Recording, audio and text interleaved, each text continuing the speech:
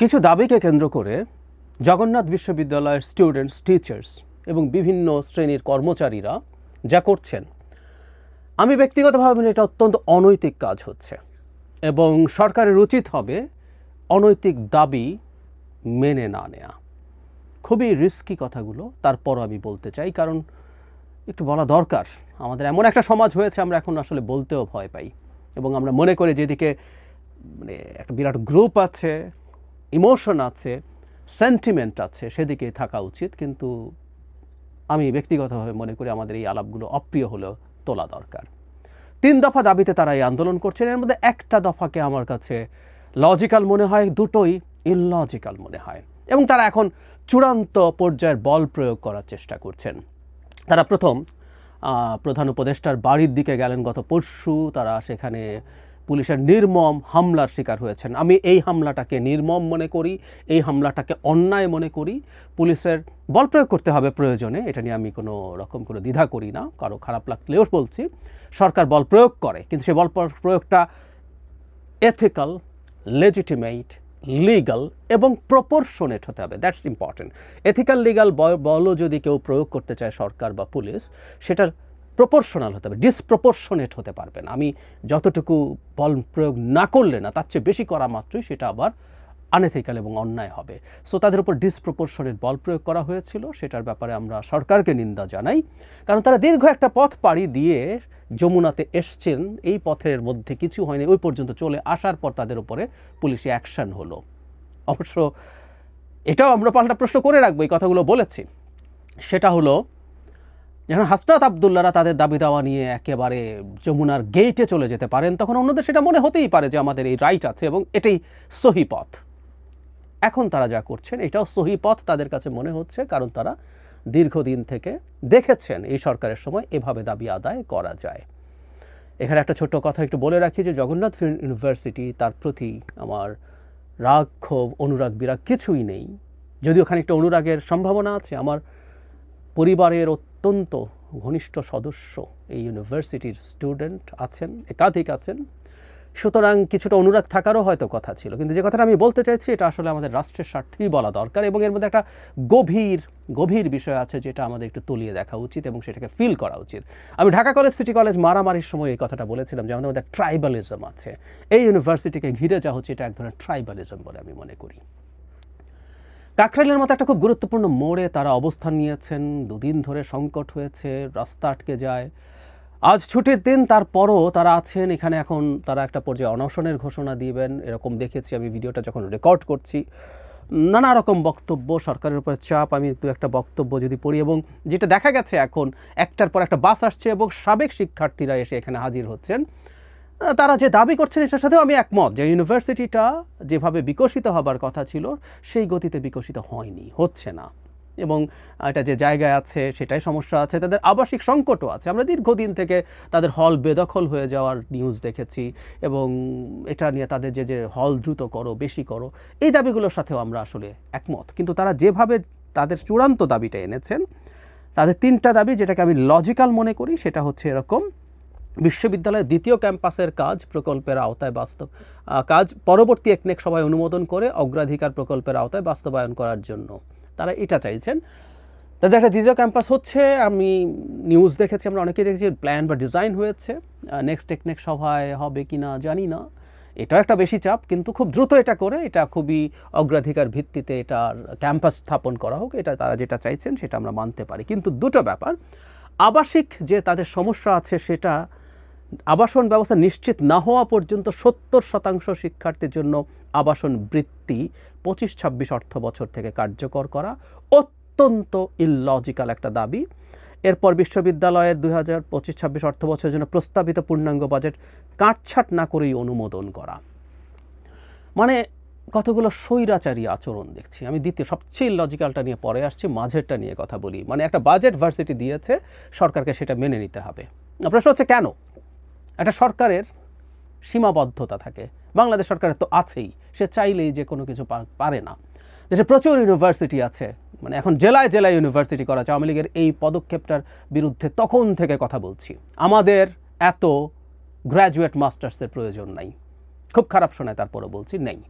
আমাদের শিক্ষা ব্যবস্থাকে ধ্বংস করেছে এভাবে গ্র্যাজুয়েট এবং মাস্টার্স তৈরি করা, যারা শেষ পর্যন্ত কোনো দক্ষতা অর্জন করে না, বেশিরভাগ এক্সেপশন বাদ দিয়ে, এরপর বিসিএসের পেছনে সময় নষ্ট করতে থাকে। আমাদের এই ক্ষতি যে কবে পূরণ হবে আমি জানি না। যাই হোক, এগুলো করা হয়েছে, তো এখন প্রত্যেকেরই বাজেট আছে, প্রত্যেকে বাজেট করবে এবং সেটা সরকারকে মেনে নিতে হবে, যদি তারা ঘাড় ধরে সরকারকে সেটা মানাতে পারে। এটা হয় না। একটা সরকার আছে, সেই সরকারের অনেকগুলো বিভাগ আছে, পরিকল্পনা মন্ত্রণালয় আছে, বিশেষ করে তারা এগুলো যাচাই বাছাই করবে কোনটা আসলে দরকার। এমনকি দরকার থাকলে আমরা সব দিতে পারবো না, গরিবের সংসারে এটা হয়, আমরা সবার জন্য সব কিছু এনশিওর করতে পারি না। গরিব বাবাও এটা রাখেন, ওটা বাদ দেন, যদি উনি ফিল করেন এই সন্তানের জন্য এটা দরকার ছিল, কিন্তু তাকে এগুলো করতে হয়। সো একটা গরিব দেশে এগুলো হয়। একটা ইউনিভার্সিটি তারা যে বাজেট দিচ্ছে সেটা কাটছাট করা যাবে না। এমনকি বাজেট হয়ে যাওয়ার পরও কাটছাট করতে হয়। সম্পূরক বাজেট বলে একটা বস্তু আছে, যখন দেখা যায় বিশেষ করে উন্নয়ন বাজেট ঠিকঠাক মতো খরচ করা যাচ্ছে না, বা সরকারের ফান্ডের ক্রাইসিস আছে, বাড়তেও পারে কমতেও পারে, এগুলো ফিক্স করা যায় না, এগুলো অন্যায় আবদার। এবং এত টিচার আছেন ওখানে, তাদের কাছে মনে হলো না তারা এসে সংহতি প্রকাশ করছেন, ভালো লক্ষণ না। এবার আসি মূল সমস্যাটার ব্যাপারে। আবাসিক সমস্যা আছে, এবং আমরা এটাও মানতে প্রস্তুত আছি, ইউনিভার্সিটিতে যারা পড়তে আসেন, যারা ঢাকায় আসেন, তাদের অনেকেই ঢাকায় একটা শেয়ারেও বাসা বা রুম ভাড়া করে থাকা কষ্টকর, আই অ্যাগ্রি। কিন্তু এটাকে আমরা চাপ দিয়ে বলতে পারি যে আমাকে আবাসন ভাতা দিতে হবে, তো তাহলে অন্যরা কেন পাবে না? অন্য ভার্সিটিতেও একই রকম স্টোরি। প্রচুর নতুন ইউনিভার্সিটিজ আছে, হল হয় নাই বা হলে যথেষ্ট সিট নেই, তাকে বাইরে থাকতে হচ্ছে। শুধু সেটা না, জেলায় জেলায় কলেজ আছে, ইউনিভার্সিটি কলেজ, যেখানে অনার্স পড়তে আসেন, মাস্টার্স করতে আসেন, এরকম মানুষজন, এরকম স্টুডেন্টদেরও তো অসংখ্য লক্ষ লক্ষ স্টুডেন্ট এরকম আবাসিক ব্যবস্থায় জায়গা না পেয়ে মেসে থাকেন। তাদের জন্য দিতে হবে না? তারা কেন সুবিধা পাবেন না? আমরা এই প্রশ্ন করতে পারি তো। আর এই প্রশ্ন করা জরুরি, আমি করে ফেলতেই চাই। রাষ্ট্র যখন কারো জন্য টাকা খরচ করে, অলরেডি এসব পাবলিক ইউনিভার্সিটিতে রাষ্ট্র বিশাল টাকা খরচ করে, বিনা পয়সায় পড়ায় সবাইকে। কোনো একদিন তো এই প্রশ্ন আসলে করতে হবে জনগণকে, যে ইউনিভার্সিটিগুলোর পেছনে যে এই খরচ করা হচ্ছে, আমি কি পাচ্ছি আসলে? আর সেখানে এখন ট্যাক্সের টাকা দিয়ে তাদেরকে ভাতা দিতে হবে, আবাসিক ভাতা। কীরকম মনে হয়? আমি অত্যন্ত লজিক্যাল দাবিতে তারা এই কাজগুলো করছেন বলে মোটা দাগে মনে করি। এমনকি তৃতীয়, যেটাকে কিছুটা লজিক্যাল মনে করি, সেটাও পরবর্তী একনেক সভায় আলোচনা হতে পারে, আলোচনা করে হয়তো এটাকে তারা আর একটু দ্রুততম সময়ে করবেন, ইত্যাদি ইত্যাদি বলতে পারেন। বাকিগুলো নিয়ে তারা নেমে গেছেন। আমরা একটা জিনিস খেয়াল করি, একটা ইউনিভার্সিটি অ্যাজ এ হোল নামছে, তারা মনে করছেন এই যে দাবিগুলো logical. It's an alarming sign for our society. যেখানে শিক্ষকরাও ইনভলভ, তারাও মনে করছেন একটা রাষ্ট্রে এগুলো চাওয়া যায়। মানে উনি শুধু ওনাদের যা প্রয়োজন সেটা চাইছেন এবং বল প্রয়োগ করে সেটা নিয়ে আসবো। বল প্রয়োগ বলতে আমি এখানে এক ধরনের শহরকে জিম্মি করা বোঝাচ্ছি। ট্রাইবালিজম এটা। আমি যা চাই, আমার যা স্বার্থ, এটা হতে হবে, কার কি হলো আমার কিছু আসে যায় না। সিটি কলেজের স্টুডেন্ট ঢাকা কলেজের স্টুডেন্টের সাথে ঝামেলা হয়েছে, ঢাকা কলেজ সবাই মিলে গিয়ে সিটি কলেজকে পিটিয়ে আসি। আবার ঢাকা কলেজের কেউ সিটি কলেজের সাথে ঝামেলা করেছে, বাছ বিচার করছি না কার ন্যায় কার অন্যায়, কোনটা ইনসাফ না, গিয়ে ঢাকা কলেজকে একসাথে পিটিয়ে আসি। ট্রাইবালিজম এটা হয়। আমি আমার ট্রাইব, আমার গোত্র, ওর স্বার্থের বাইরে যাই না। ও ভালো করুক, খারাপ করুক, ভুল করুক, সঠিক করুক, আমি তার সাথে আছি। একটা গণতান্ত্রিক ব্যবস্থার সবচেয়ে বড় বাধা কিন্তু এই ট্রাইবালিজম। একটা ইউনিভার্সিটির স্টুডেন্টরা তরুণ, তারা অনেকে অত সচেতন নন, তারুণ্যের এক ধরনের উত্তেজনা আছে, বিচার বিবেচনা থেকে দূরে থাকার টেন্ডেন্সি আছে, যদিও থাকা উচিত না। এরা সবাই অ্যাডাল্ট, ভার্সিটিতে কোনো মাইনর পড়ে না, তাদেরও এটা হওয়া উচিত না, একেবারেই না। কিন্তু তার সাথে শিক্ষকরা এসে হাজির হচ্ছেন, এবং কেউ কেউ বলছেন তারা যেহেতু এসে হাজির হচ্ছেন, এত মানুষজন ইনভলভ হচ্ছে, এটা মেনে নেওয়াই উচিত। অসংখ্য মানুষ একত্র হলেও কোনো আর দাবি সঠিক বলা যাবে না। আর এখন অনশন করবেন, কারণ অনশন কাজ করেছে। কুয়েটে যখন ভিসি অপসারণ হচ্ছে তখন অনশন করেছেন, কাজ করেছেন। আমি তখনও বলেছি, আজকে যদি কয়েকশো মানুষ অনশন করে ডক্টর ইউনূসের সরে যেতে হবে। আমরণ অনশন, জেনুইন অনশন করে, আমরা কি মনে করি সেটা লজিক্যাল হবে? সুতরাং চাপ তৈরি। আর ওই যে শুরুতে বলেছিলাম, সরকারই আসলে এই পথ দেখিয়েছে। দীর্ঘদিন সরকার আসলে অনেক ক্ষেত্রেই কোনো ব্যবস্থা নেয়নি, এবং এই পথ সরকারই দেখিয়ে দিয়েছে। আসলে ইচ্ছাই হোক অনিচ্ছাই হোক, তারা যা করতে চান কেউ যদি না করেন আপনি মানুষকে জিম্মি করে ফেলতে পারেন, রাস্তা ব্লক করে দিতে পারেন এবং সেটার মাধ্যমে দাবি আদায় করতে পারেন। সেই পথেই যাবে সরকার। যে কাজটা করেছেন, যা মেসেজ দিতে চেয়েছেন সেটা হয়েছে, তাই হচ্ছে, তাই হবে, আরও হবে। এটা যদি মেনে নেওয়া হয় আরও অনেকে ইললজিক্যাল দাবি নিয়ে আসবেন। ডিপ্লোমা নার্সরা শাহবাগ অবরোধ করেছেন, তারা গ্র্যাজুয়েট নার্সদের সমমর্যাদা চান।